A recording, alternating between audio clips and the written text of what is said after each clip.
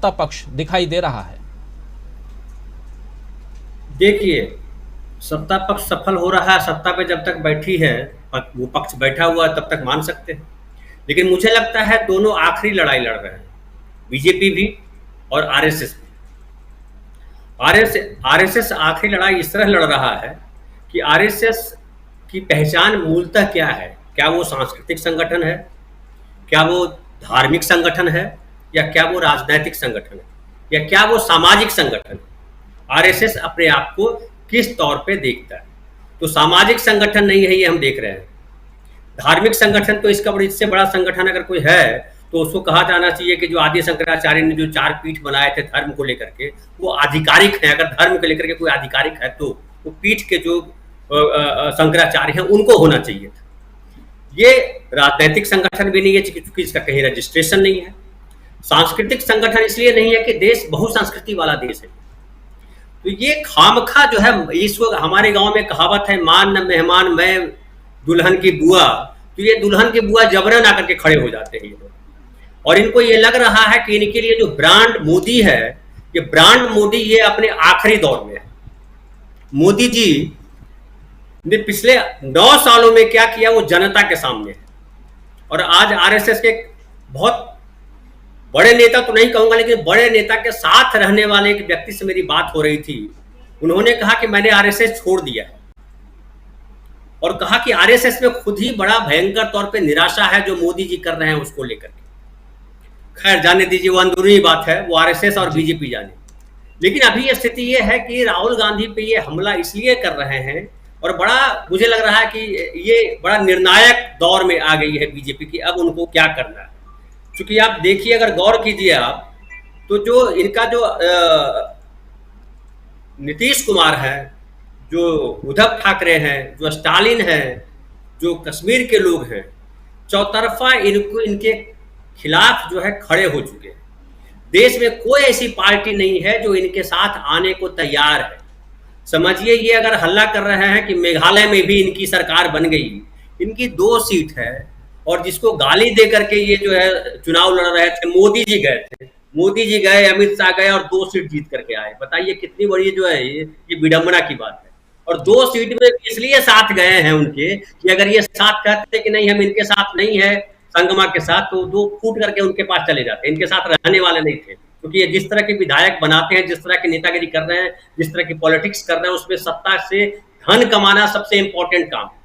हम देख रहे हैं कि बीजेपी का शीर्ष नेतृत्व जो है धन कमाने में किस भयानक तरीके से लगा हुआ है। उनके लिए राष्ट्र धर्म, उनके लिए राष्ट्रभक्ति सब केवल नारा है। अडानी पे बात नहीं करना चाहते। अभी देखिए अभी क्या हुआ है, अमेरिका में जो स्टार्टअप शुरू करने वाला या स्टार्टअप को सपोर्ट करने वाला जो सिलिकॉन वैली बैंक है वो डूब गया। उसका असर, बहुत भारी असर भारत पे पड़ने वाला है, और भारत के शेयर बाजार पे अडानी के डूबने की वजह से जो असर पड़ा है वो तो है ही। एलआईसी का देखिए क्या हाल है। अभी मार्च महीने में एलआईसी करने वाले, या कहिए कि जो बीमा करने वाले जो जो जो कंपनियां होती हैं, उनके शेयर के भाव हमेशा बढ़ते हैं, क्योंकि उनको लगता है कि जो आईटीआर फाइल करते हैं उनको पैसा अपना कहीं कहीं एडजस्ट करना होता है, इन्वेस्ट करना होता है ताकि टैक्स बचाएं। लेकिन अभी वो सारी कंपनियों के शेयर भी गिरे हुए हैं। एलआईसी बुरी हालत में है। क्यों बुरी हालत में? उसकी वजह है कि अडानी नाम का जो व्यक्ति है, या अडानी नाम का जो बवंडर है, वो देश की अर्थव्यवस्था को निपटा चुका है। और इस अर्थव्यवस्था में मोदी जी सीधे तौर पे जुड़े हुए हैं। वो खाली हवाई जहाज का फोटो नहीं है। जब इस देश की जनता कोरोना काल में सड़कों पर थी, भूखों मर रही थी, ऑक्सीजन के अभाव में मर रही थी, और सबकी जमा पूंजी खत्म हो रही थी, वैसे काल में अडानी जी की संपत्ति जो है कई गुना बढ़ गई, और कई 100 में जिनकी गिनती थी वो दूसरे नंबर पर पहुंच गए। वो कैसे पहुंच गए? तो आप किसी भी जो जानकार व्यक्ति हैं, जो पत्रकारिता को समझते हैं या देश की अर्थव्यवस्था को जानते हैं, उनसे बात कीजिएगा तो पता चलेगा कि भारत सरकार ने पूरी तरफ से, मतलब सही कहिए, अगर सही शब्दों में कहूं कि अडानी के एजेंट के तौर पे भारत सरकार ने काम किया। पिछले 8-9 वर्षों में भारत सरकार की उपलब्धि मात्र ये है कि उन्होंने अडानी नाम की कंपनी के लिए लाइजनिंग की है। मैं लाइजनिंग वर्ड यूज कर रहा हूं, प्रशांत भाई इस पर ज्यादा बेहतर बोल सकते हैं। लेकिन ये भारत सरकार अब जो है एक्सपोज हो गई है। जो बीजेपी के समर्थक लोग भी, जो पूंजीपति लोग थे या जो शेयर बाजार में पैसा लगाने वाले लोग थे, उन लोगों को भी समझ में आ रहा है कि देश की अर्थव्यवस्था जो है चौपट हो गई। अब राजनैतिक तौर पे इनको ये हालात खराब इसलिए लग रहे हैं कि नीतीश कुमार एक तरफ से जो है बिहार में उनको संभाले हुए थे, वो उनका हाथ छोड़ चुके। शिवसेना यहाँ महाराष्ट्र में संभालती थी, वो शिवसेना हट चुकी।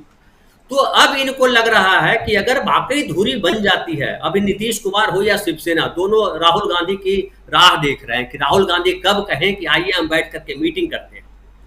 तो उस मीटिंग का इंतजार जो है विपक्ष कर रहा है, और मोदी जी को पता है कि अगर राहुल गांधी ने हामी भर दी तो विपक्ष एक साथ खड़ा हो जाएगा, और एक मंच पे विपक्ष के आने का मतलब है मोदी जी का नंबर डाउन हो जाना। तो बीजेपी और आरएसएस दोनों के पास अभी एक ही मुर्गा है, उसका नाम है मोदी। मोदी नाम का ब्रांड अगर खत्म हो गया तो आरएसएस मुझे लगता है अपने सबसे बुरे दौर में प्रवेश कर जाएगा। और बीजेपी में तो वैसे ही नेता ज्यादातर है जो झूठ बोलने वाले हैं। अब अनुराग ठाकुर, स्मृति ईरानी, रविशंकर प्रसाद, वो कौन भाटिया, वो कुछ और लोग हैं, ये सब क्या बोलते हैं? राहुल गांधी की बराबरी में कहाँ खड़े? आप अपनी सीट जीत लो, यही बहुत बड़ी बात है भाई। राहुल गांधी तो 50 लोगों की सीटें जितवा करके लाता है। राहुल गांधी कांग्रेस की उम्मीद केवल आज की तारीख में नहीं है, राहुल गांधी पूरे भारतवर्ष की उम्मीद के तौर पे देखे जा रहे हैं। और राहुल गांधी से दुनिया के व्यापारियों को, दुनिया के लोगों को, लोकतंत्रवादियों को ये उम्मीद है कि राहुल गांधी अगर आते हैं सत्ता में, कांग्रेस अगर सत्ता में लौटती है तो भारत का लोकतंत्र बचेगा। लोकतंत्र खतरे में क्यों है? राहुल गांधी तो बहुत कम बोला। अगर सही मायने में आकलन कीजिएगा तो भारत का लोकतंत्र जो है, भारत का संविधान जो है, इक्वलिटी पे विश्वास करता है। इक्वलिटी सबसे महत्वपूर्ण पार्ट है, समानता का अधिकार।